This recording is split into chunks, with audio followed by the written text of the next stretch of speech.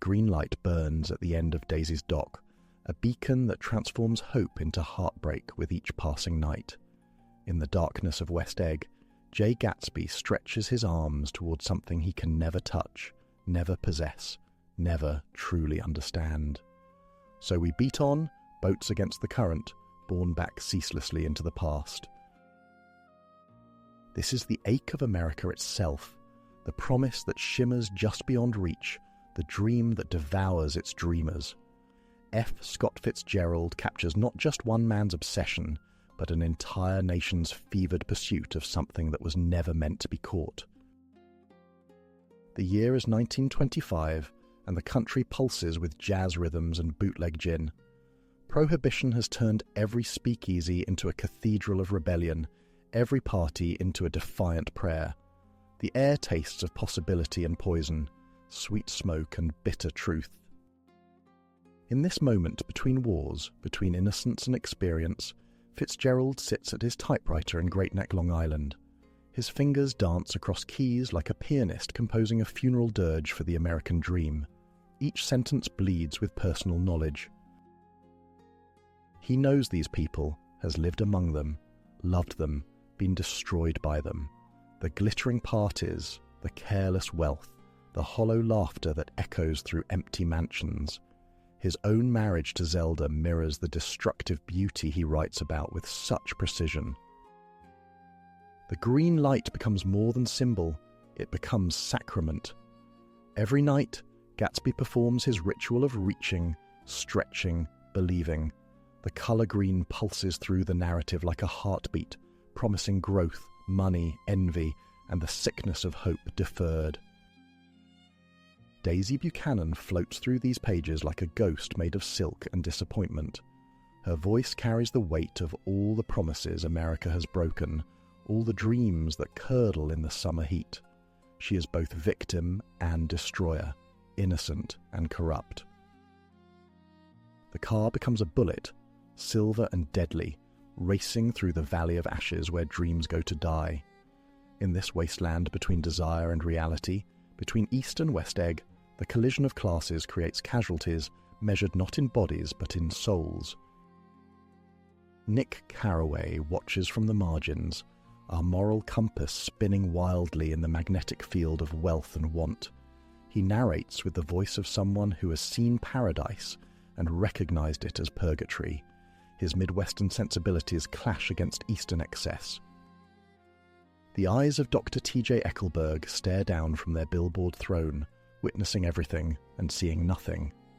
These painted eyes become the only gods in a godless landscape, watching over a valley where morality has been strip-mined and sold. Fitzgerald writes with the precision of a surgeon and the soul of a poet. Each sentence cuts clean and deep, exposing the infected heart of American ambition. His prose moves like music, building crescendos of beauty that crash into devastation. The parties at Gatsby's mansion throb with desperate energy, hundreds of guests who know neither their host nor themselves. They consume his hospitality like locusts, leaving behind only empty bottles and the echo of hollow laughter in marble halls. Time bends and breaks in this narrative. Past and present collide like dancers in a crowded ballroom, each step crushing the toes of memory. Gatsby believes he can repeat the past, but the past has teeth, and it bites back. The pool where Gatsby dies remains empty of swimmers until it fills with blood. All summer, it waits unused, a symbol of leisure that becomes a grave, of luxury that transforms into tragedy. The water reflects not sky, but the darkness of broken dreams. In the 1920s, America rushes toward tomorrow with the reckless abandon of someone fleeing yesterday. The stock market climbs like a drunken acrobat, and everyone believes the music will never stop. But Fitzgerald hears the discord beneath the harmony. His own life mirrors his fiction with uncomfortable accuracy. The parties, the drinking, the desperate pursuit of success that always slips away like water through grasping fingers. He writes what he knows because he has lived what he writes. The Valley of Ashes spreads between dreams and reality like a scar across the landscape. Here, The poor sift through the refuse of the wealthy, searching for something valuable in the waste. It is America's shadow, dark and undeniable. Myrtle Wilson reaches for a life that will never be hers, killed by her own aspiration. She embodies the cruel promise of social mobility, that anyone can rise, that love can transcend class. Her death exposes the lie at the heart of the dream. The shirts that make Daisy cry are more than cloth.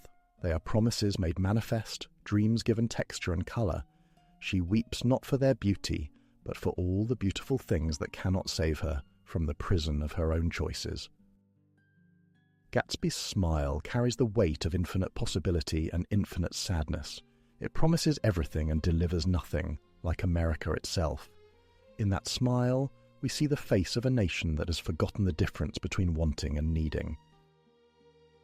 The geography of the novel maps the geography of the soul, East Egg's inherited wealth, West Egg's nouveau riche anxiety, and between them the ash-grey wasteland where dreams decompose.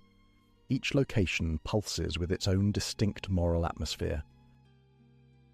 Jazz Age America dances on the edge of tomorrow, but Fitzgerald writes with the wisdom of someone who has seen the future and found it wanting. His prose captures both the intoxication and the hangover of his era. The telephone rings with messages that cannot be delivered, connections that cannot be made. In an age of new technology, communication becomes more difficult, not easier.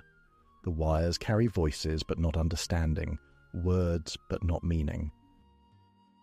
Wolfsheim's cufflinks made of human teeth remind us that civilization is paper-thin, that beneath the elegant surface lurks something primitive and predatory. The gangster's casual brutality mirrors the violence inherent in the pursuit of wealth. The clock that Gatsby nearly knocks over in Nick's living room ticks with the rhythm of lost time. He has spent 5 years frozen in a moment that no longer exists, believing he can make the clock run backward through sheer force of will. Fitzgerald's language sparkles like champagne and cuts like broken glass. He writes with the voice of someone who has tasted both the sweetness of success and the bitter dregs of failure. His sentences carry the weight of lived experience. The green light fades as dawn approaches, but Gatsby's vigil continues. He stands guard over a dream that died before he was born, a promise that America made to itself and has been breaking ever since. His faith becomes his tragedy. In speakeasies and drawing rooms, in roadsters and railway cars, the characters move through a world where everything is performance and nothing is real. They wear masks of sophistication that slip to reveal the frightened children beneath. The summer heat presses down like a physical weight, making everyone irritable and reckless. In this pressure cooker of desire and frustration, violence becomes inevitable. The temperature rises with the tension until something must explode. Nick's final judgment rings across the decades. They are careless people who smash things and retreat into their vast carelessness. This carefulness becomes America's defining characteristic, its original sin that echoes through every generation. The novel's structure mirrors its themes, circular, returning always to the beginning. Trapped in the past, it claims to escape. Like Gatsby himself, the narrative reaches toward the future but finds only the weight of yesterday. Fitzgerald prophesies the crash that will come 4 years later, sensing in the feverish celebration the seeds of destruction. His green light burns like a warning flare, beautiful and terrible, illuminating the darkness ahead. The dust jacket of the first edition shows eyes floating over an amusement park, watching the carnival of American ambition with detached fascination. These eyes see everything and judge nothing, like the novel itself. Wilson's garage squats in the Valley of Ashes like a monument to broken dreams. Here, cars are repaired but lives remain shattered, engines are fixed but hearts stay broken. The mechanical and the human intersect in this space of perpetual failure. The novel's enduring power lies in its ability to capture the precise moment when hope transforms into heartbreak. Fitzgerald freezes this transformation in amber, preserving it for generations who will recognize their own faces in its golden glow. In classrooms and coffee shops, in boardrooms and bedrooms, readers still discover themselves in these pages. The green light continues to burn, visible across nearly a century of American dreams and disappointments. The prose itself becomes a kind of prayer, not for salvation but for understanding, not for redemption but for recognition. Fitzgerald writes with the voice of someone who has seen the promised land and found it populated by ghosts. Each generation finds its own meaning in Gatsby's reaching, its own reflection in the green light's glow.